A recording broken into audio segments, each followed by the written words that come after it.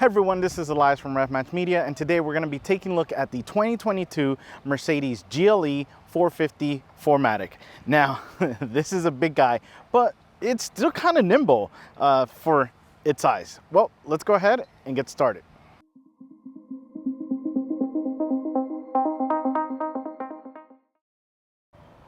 We get to the front and yeah, we can see this is a pissed off turtle. Yes, it does look like an angry turtle, but it looks good. I like the way it looks. And a couple of things. First, start off with the classic and iconic Mercedes silver. It looks so good. Yeah, there's a reason, and it's not just the silver, because it does have some kind of bluish greenish hues to it, depending on shadow and lighting of the paint. But it looks really good. If you're not going to go with this color, go loud and obnoxious. But yeah, I love this. And then we have the LED headlights, which are really good. Nice enclosure, nice design elements inside, like that kind of like boomerang turn signal in there. So I do love the way that this looks. Because this has the AMG Line exterior trim option, our grille is going to look a little bit different. I like the way that this looks. It has a mean look. You can tell this is a more premium grille compared to the more standard grills that the GLE has. The other thing, this does have the night package, so we are going to have some black trim around in the front. And overall though, this is a beautiful looking front end to the Mercedes GLE. Well, let's go ahead and see what we have under this hood. You get under the hood and you have the 3.0 liter inline-6 turbocharged engine with a mild hybrid system. It is cranking out 362 horsepower and 369 pound-feet of torque, and it is connected to the 9-speed auto and then to the 4MATIC all-wheel drive system. And this engine looks all too familiar because this was the same one we had in the E450 that we reviewed. And it looks like it has significantly more space, even though it's still really cramped in here.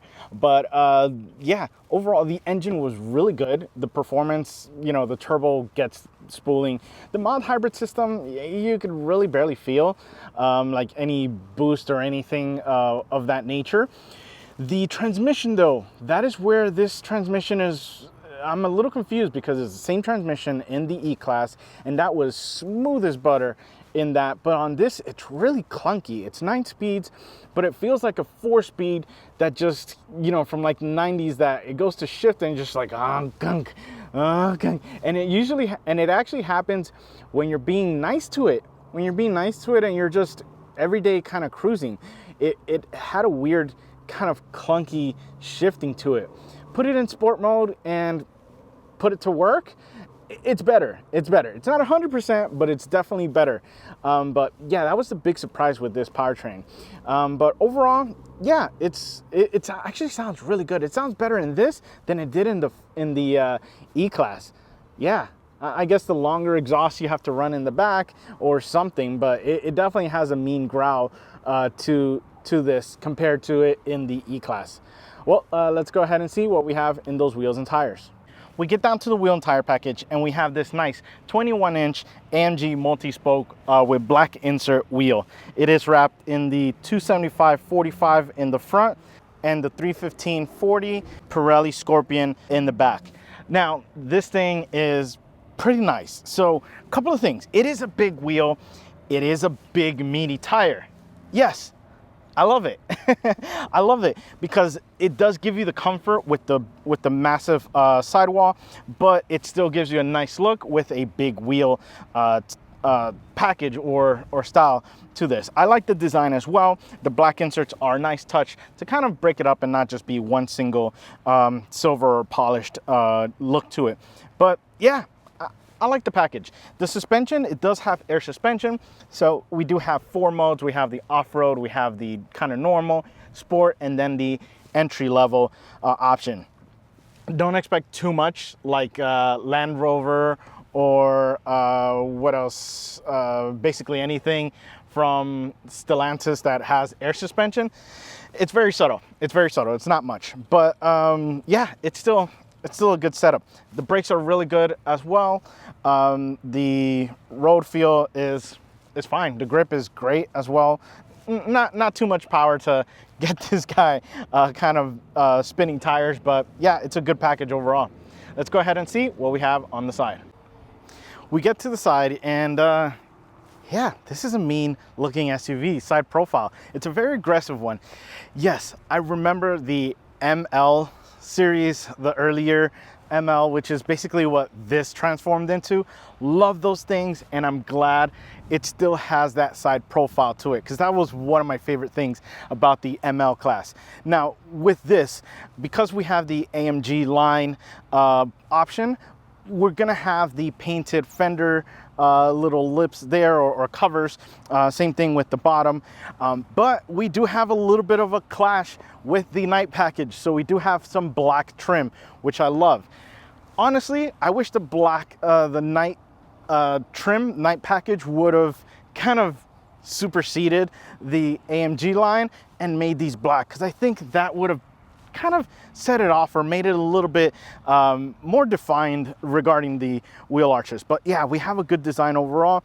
Nice big wheels, as you can see, they fit really good in the wheel well. A little bit of the headlight sticking out there, but overall this is a really nice side profile. We have some nice roof rails up here for those extra toys you want to put up there, or extra storage, but no complaints there. Now I have my key in my pocket, so I'll go ahead and put my hand in, and immediately starts to unlock. I can go ahead and open this guy up, and I'm good to go. Really big doors, really easy entry. I can go ahead and close this off, and there's a little button here, and it locks. Now let's go ahead and test the back. Yes, it works. Yes, thank you. This actually saved me this week, because I went with my kid, grabbed some donuts, and I had our 2 coffee drinks for my wife and I, and he had the box of donuts. Imagine a 7-year-old with a box of donuts. So yeah, so I went ahead and I opened up the back so he can put the donuts in the back first, and I didn't have to kind of unlock or, you know, fetch for anything. So it was good, and big opening as well with no issues there. Now the other thing as well is, if you kind of close it gently but not all the way, it will automatically close for you. So nice little touch. The other thing, I can lock it from the back as well. Thank you, Mercedes, thank you. It's such a small little detail, but let's just say this back system here saved me a dozen donuts, which I probably shouldn't have eaten. But yeah, overall though, it is a big side profile, and this does have the option for a 3rd row. Honestly, don't even bother, because you're gonna have a 3rd row that is really kind of lackluster. So yeah, and there's not much space in there. Well, let's go ahead and see what we actually do have in the back. We get to the back, and as you can see, this is nice. It's a good size SUV. No complaints of like anything really standing out kind of weird. It's all a really good design package. The taillights look really nice with the sweeping design from the side, and we have an LED system in them as well. So really nice design package overall. And then we get down here, we have the night package. We can see a little bit of that black trim down there, that gloss or piano black kind of color. And then we have the exhaust tips. The exhaust tips we see here are not real. Yeah, so a little bit under there, you'll have the just regular, you know, you see the mufflers and then just a tiny little exhaust pipe sticking out. It's a shame, because these guys look really good. You really can't tell unless you're really looking down there.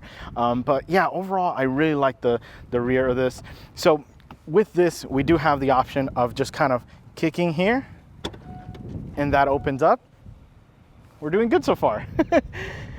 And yeah, usually I'm really bad at getting those to open, but yeah, we got this guy open. We do have a cover here, which is nice. We can go ahead and open this up, and there is a good amount of space kind of this way and that way. Down, there's not much, or up, there's not much. So it is kind of a shallow trunk area, and that is because we do have a spare down here. We have a spare. It is a donut, but we do have a spare.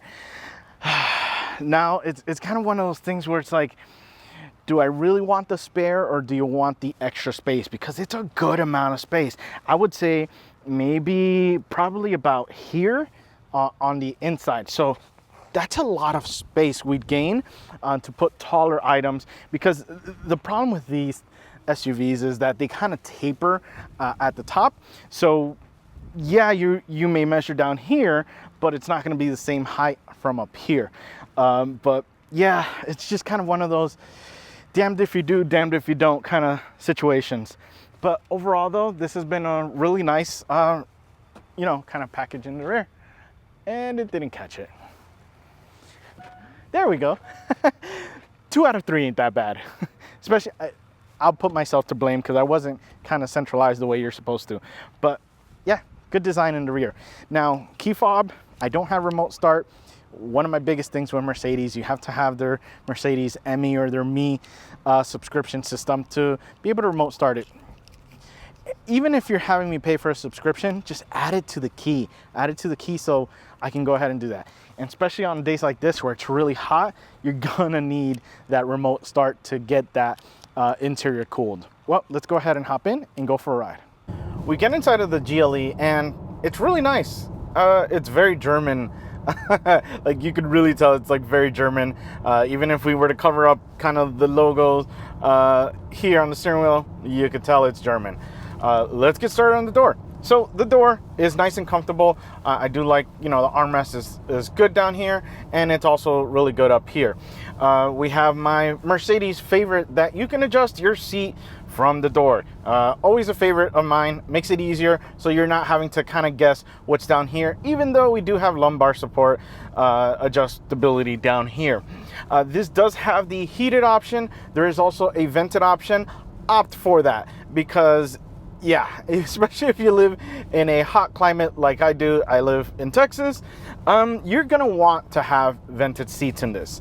But the other thing we have is with this one, we do have the Burmester surround sound system. It looks beautiful. It looks really good. This little tweeter grille here looks incredible. It feels nice too. Just be careful though, because it does kind of feel like it could cut you. It kind of feels like a cheese grater, but it's really nice. Plus, just don't touch it. Just admire it. It looks good, and it sounds good as well. So yeah, really nice there. We do have the black wood option on this one. Different finishes on for this, but yeah, this is good. And we have that kind of LED ambient lighting, which is really nice. I like this because it's like an LED strip that is prominent and you can see, instead of having something that's kind of like backlit and then just kind of reflects off of the surface itself. So we see it and it's pretty prominent, and it's really nice to enjoy. Then we come over to the seats, and the seats are comfortable. Yeah, they're pretty big, and they are the AMG trim option, and no complaints. Really was able to kind of find my sweet spot, and yeah, there literally isn't anything to complain about the seats. One thing is pretty cool, but it not really good for me at least, was the option on the infotainment system that you are able to automatically put your height and it will adjust to what it thinks is good. I guess so, but I was like super tall and the steering wheel was really close, so I was just kind of questioning it. It's execution, so maybe great in theory, but maybe not the best execution. So I do like to sit low on my seat, so I did then manually. I was like, okay, probably not the most comfortable seating position, so I made myself comfortable. Then we get over to the steering wheel, and the steering wheel is familiar in the older Mercedes, and I kind of miss it. I kind of miss the steering wheel. This is different than some of the newer Mercedes that I've been, you know, some revamped models that I've been driving. This is good. So a couple of things. So this is the flat bottom, so we do have the flat bottom option. Leather finish on the wheel itself. It feels really nice. There's not much give to the squeezing of the wheel. The sides are dimpled. It feels a little bit on the cheaper dimpled side, but it works. It definitely will let you grip onto that. My favorite part about this is the actual buttons. So on the left hand side, we do have the cruise control, but we have this like almost BlackBerry style little black button that lets you navigate the gauge cluster information. I love this thing. I miss this thing. The current ones are like kind of like touch sensor. It's kind of like indented. I don't know, it's just a different feel to it, and it's not as accurate as this was. So I'm really missing this. And on the right hand side, we have your infotainment controls, so your volume, your phone, and I miss this volume knob. I miss this knob. It looks like a cheese grater, and it feels really, really good, and it works really well. Like, I like this. I don't like the other one where it's kind of just like a touch thing that you move up and down. I don't know, it's not been my favorite. And yeah, you also have another like BlackBerry style button on the right hand side to, you know, navigate your infotainment system, which has been pretty good. It hasn't, you know, I like the way that this feels. I miss this. I really, really do. Yeah. We also have paddle shifters, which haven't really used, but yeah, we have them there. Then we get over to the gauge cluster, and this is another thing I really miss in the newer Mercedes. Yeah, like this has stuff that I like. It has a lot of options. I can change each individual gauge cluster, each individual gauge, and it gives me a ton of options for each one. So I miss this. And the options for the actual gauges are better. They really are. Like I can switch over to the different designs of it, and they make sense. They look better. Even the progressive, which I was not a big fan of, it makes more sense here than it does in the newer ones. Yeah, I miss this. So yeah, let's go back though, because I still don't like progressive as much as I do their sport mode. So this sport mode here looks good and it's functional. Then we get over to the infotainment system, and yet again, we have an older system, but the one that really made me hate Mercedes infotainment systems. So it's just because there was a lot to it, but it was a new vehicle. Once I got used to it, I was like, okay, now I see how this makes sense, and it's great. I love it. You know, you're able to, it is a touchscreen. You are able to see, you know, just have a linear menu of things, and it's pretty intuitive. It's pretty intuitive as to where things are. I mean, it's great. I love it. You know, touchscreen, I mean, I really haven't used it as much as a touchscreen because you do have other controls, which we'll get to. But yeah, then we have Apple CarPlay. It is wired Apple CarPlay, so yeah, we are kind of seeing its age there, as opposed to the newer ones that do have the wireless capability. It's also not the widescreen version, so we do have a lot of real estate that we're losing here, which is kind of a shame. But yeah, I miss this guy.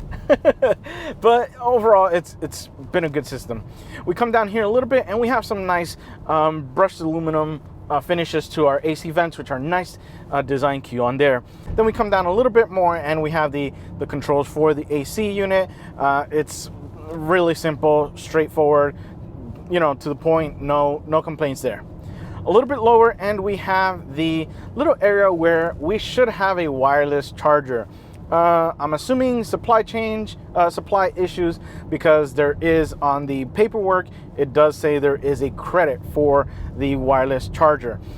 Honestly, I was thinking about it. I was like, wait, I wish I would be willing, because it's $200. I'd be willing to, you know, say, hey, just find one. But when you don't have wireless Apple CarPlay, it's kind of pointless to have that. So I'll take the $200, please. And then we have the cup holders, which are nice and big. No complaints there. This does have USB-C connection only, so just be sure you have the right cable for your iPhone or your Android device. We come back a little bit more, and this guy, yes, so this little trackpad controller input device, I love it, I miss it, and for some reason this one isn't working as good as the other ones have. So I don't know if it's this specific one, but or my phone, but yeah, it's not responding that well, or maybe my hands are too dry, or yeah, I don't know what it is, but it's really not responding. In fact, it's not responding at all to me. But there it is. That, yeah, I don't know, but yeah, I missed this, but I wish I didn't have this. It's like kind of breaking up with someone, then getting back together, and then realize, oh, that's why we broke up. Yeah, that's pretty much what's happening with this. But I do miss this. Yeah. Then we come over to the left side and we have our dynamic button, which is gonna switch us between the different drive modes: individual, sport, comfort, and eco. You can also, and off-road as well. You do have the option on the individual to go ahead and change the individual elements: drive, suspension, steering, ESP, and yeah, it's been good. I did set it up. I like certain feels to different elements, so that did allow me to go ahead and set that up really nicely. We come a little bit lower and we have the parking assist system. We do have also the quick settings for the vehicle, like traction control, parking assist, you know, all the safety things really quickly in there. We have a favorite menu, and then we have the quick menus for like navigation, radio, media, and so on. And also the volume knob, which has been my favorite on here, because again, I miss this system. It's really, really good. And obviously with this, having this kind of touch system here, we have this little armrest or wrist rest, which is my favorite because it ergonomically lets me place my hand there and my arm on the armrest. And back here we have the air suspension. So we do have 4 settings really. We have the +1 for like off-road, then we have the 0, which is the standard normal, then we have a -1, and then a -2. I believe 1 is for like sports mode, so if I go to sport, yeah, it's gonna do that. And then you have the -2, which would be for getting in and out, so like their entry exit height. Yeah, it's been fine. I mean, I haven't really used it. I've let it do what it needs to do. Honestly, I don't see much of a difference between the heights. So yeah, there's that. And then we come back to the armrest, and the armrest is nice and big and comfortable. It is a little bit of a deep armrest, but it's not a wide or large area itself. So yeah. Oh, and before we go further back, the center console has like a handle on both sides. I love this. If I'm not resting my wrist on the wrist rester, I'm holding on to this guy on the side because it just makes things significantly more comfortable. Yeah, so I am loving that.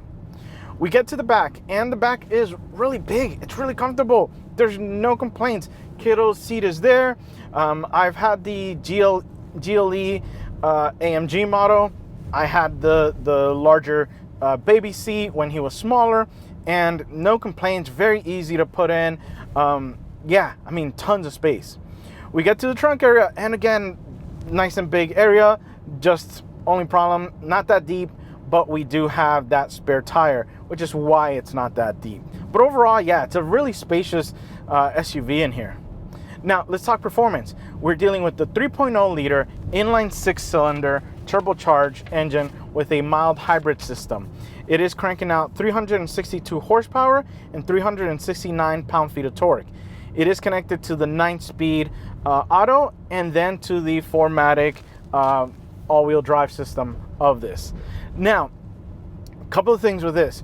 We've had this drivetrain in the E-Class, and something is really different in this. So let's go to sport mode. We'll have some fun.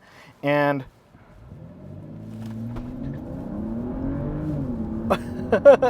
so it does sound good. It does sound good. Yeah, it does sound good. It does kind of go, but the problem, and that's in sport mode, but the problem I'm having is in comfort mode or even in eco mode, the transmission just shifts really weird. It's clunky. It really is incredibly clunky. I was surprised at how, like, I don't know. So right now it's in 7th gear. I'm gonna go ahead and have it downshift.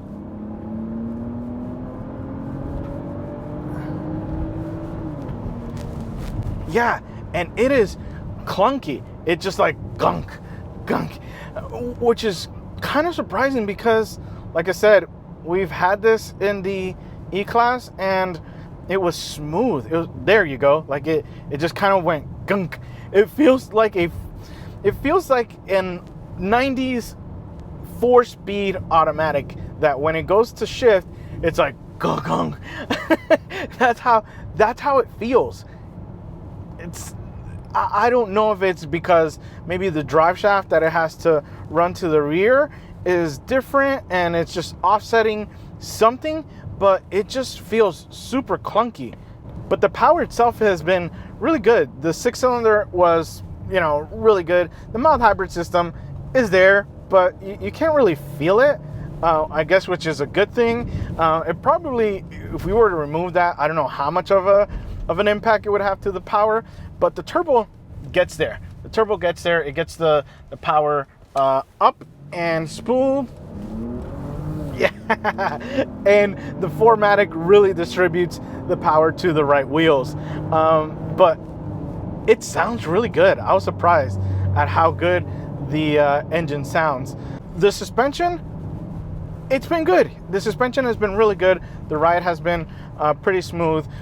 Bigger bumps, no issues. Smaller bumps, no issues. We do have, even though we do have a 21-inch wheel, we do have a good amount of meat on that tire to kind of absorb the road itself. So I am really happy to report that it does get that going. And yes, it feels like a big SUV, but it still has a rewarding, on the performance side, it still has a rewarding feel to getting the big guy kind of moving and to the spot that you want it to get, which it does really well. Yeah, it's obviously, I don't expect like Miata kind of like lightweight feel, but it's got a good heavy feel. It doesn't feel that top heavy like other SUVs. It definitely feels a lot more planted than others. And yeah, the funny thing with this is you do have like an off-road function. I don't want to get this guy dirty. I want to mall crawl more than actual wall crawl or rock crawl in this. But you do have. It's funny. It's got like this program that lets you go on an adventure kind of thing and get your high scores. Basically, your what angles are the SUV in, and to get your high score. Well guys, I hope you've enjoyed my review of the Mercedes GLE450, and remember, find the right gear. See ya.